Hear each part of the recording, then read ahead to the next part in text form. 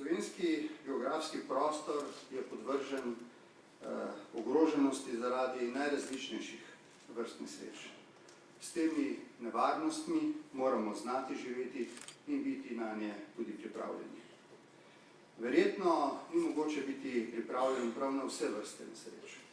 Pomembno pa je, da imamo v Sloveniji organiziran, preizkušen in uspešen sistem za obvladovanje in odpravljanje njihovih posledic. Sistem civilne zaščite to je.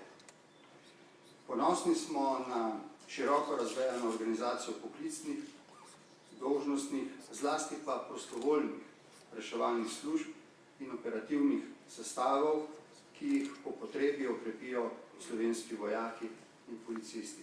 Danes sta tukaj predstavniki v imenu 70 000 prostovoljcev in profesionalcev. Vaše poslanstvo je plemenito in si zasluži širše družbeno občudovanje. Ko se po nesrečah, gospe in gospodje, vzpostavi koliko toliko normalno stanje, ponavadi zelo hitro pozabimo na tiste, ki ste nesebično ukrepali, kot je bilo rečeno v uvodu, tudi z izpostavljanjem lastnega zdravja ali celo življenja. In to zato, da bi pomagali drugim v nesreči. Pozabimo ali pa se sploh ne spomnimo dejstva, da je za uspešno pomoč potrebno vložiti veliko napora, veliko odrekanja. Potrebna je velika volja, srčnost in pogum, da ste v trenutkih, ko velika večina drugih ljudi gleda zgolj, kako zaščititi lastno življenje, vi pripravljeni priskočiti na pomoč drugim. V tem smislu ste zgled solidarne in humane družbe. Skupaj z vami se zavedam, da varčevanje ni zaobšlo niti sistema zaščite in reševanja, ter posledično enot civilne zaščite. Kljub temu, da je Državni zbor sprejel strateške dokumente na tem področju in kljub temu, da se je sistem obvezal na izboljšave, določeni projekti ne bodo realizirani v zahtevanem času. To seveda z vidika vaše dejavnosti predstavlja določeno tveganje za ljudi, ki jim je ta dejavnost namenjena. Do neke mere je mogoče to tveganje zmanjšati za vas značilno iznajdljivostjo. Vendar seveda tako stanje ne more trajati v nedogled. Nesreče, tako naravne kot človeške, se namreč na varčevanje ne ozirajo in kot predsednik Republike Slovenije vam bi rad zagotovil, da bom v pogovorih z Vlado Republike Slovenije pri obravnavi proračunskih izdatkov vaša pričakovanja glede potrebnih finančnih sredstev vzel kot prednost. Tudi v letu 2012 nam ni bilo prizanešeno. Zapomnili si ga bomo po katastrofalnih poplavah, tako kot pred 22 leti, kot leta 2007 in nazadnje leta 2010.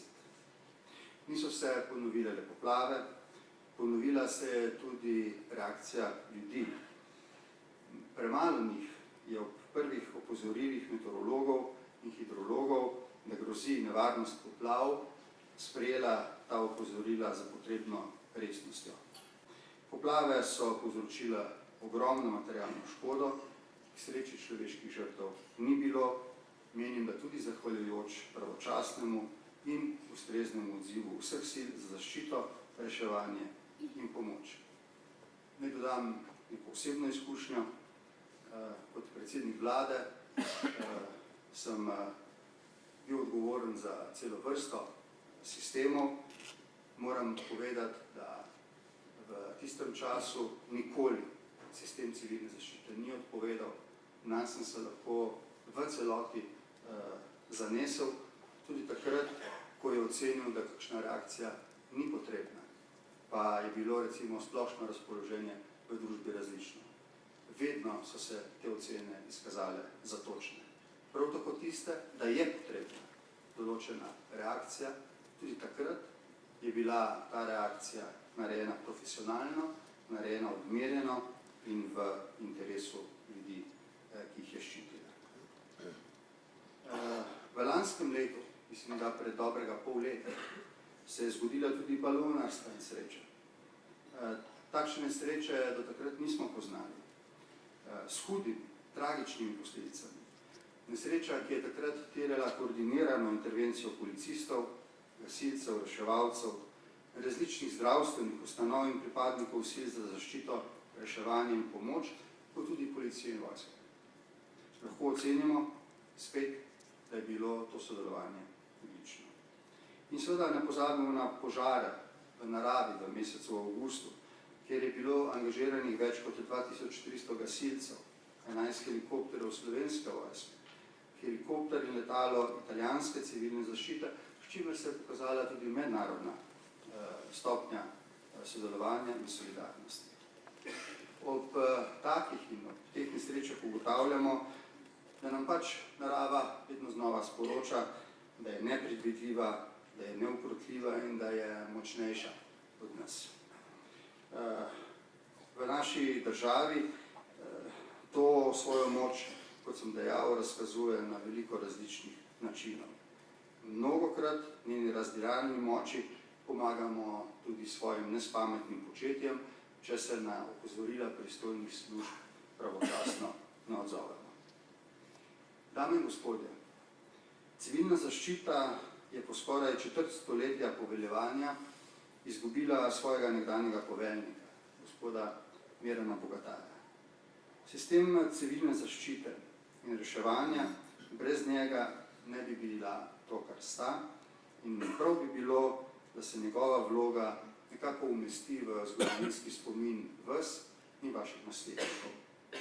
Zato nam vsem skupaj predlagam, da na nek primeren način obeležimo spomin nanj, tako da bodo sedanje in bodoče generacije reševalcev pomnile njegovo predanost, srčnost, pogum in treznost, ko je šlo za odločitve v stresnih situacijah. Rad bi izrekel izraze hvaležnosti vseh naših ljudi za delo, ki ga opravljate. Na uspehe smo skupaj z vami zelo ponosni. Dosegate jih v zahtevnih razmerah, tako gasilci, gorski in jamarski reševalci, potapljači, rečeno pripadniki civilne zaščite, vodniki reševalnih psov in vseh drugih služb, ki sem jih bil pozdravil v uvodu.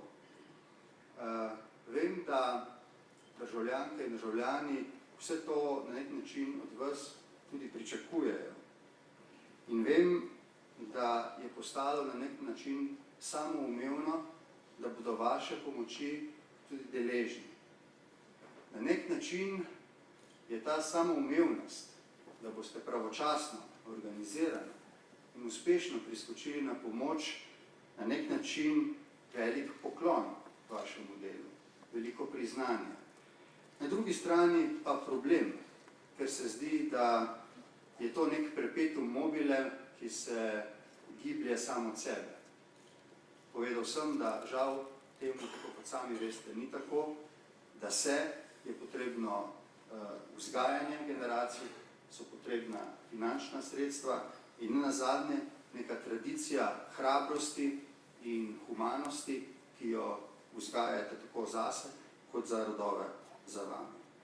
No, skupaj z vami si želim, da bi še naprej, navkljub težavam, zlasti finančnim in problemom, s katerim se soočamo, v največjem možnem obsegu, za vsem vašim znanjem, sposobnosti in razpoložljivo opremo še naprej služili vašemu poslanstvu. Vem, da pri tem glede možnosti niste neomejeni, niti da so vaše zmogljivosti neskončne. Tega se morajo zavedati tudi naši državljani, naša javnost in seveda vsi, ki to državo upravljamo ali pa jo predstavljamo.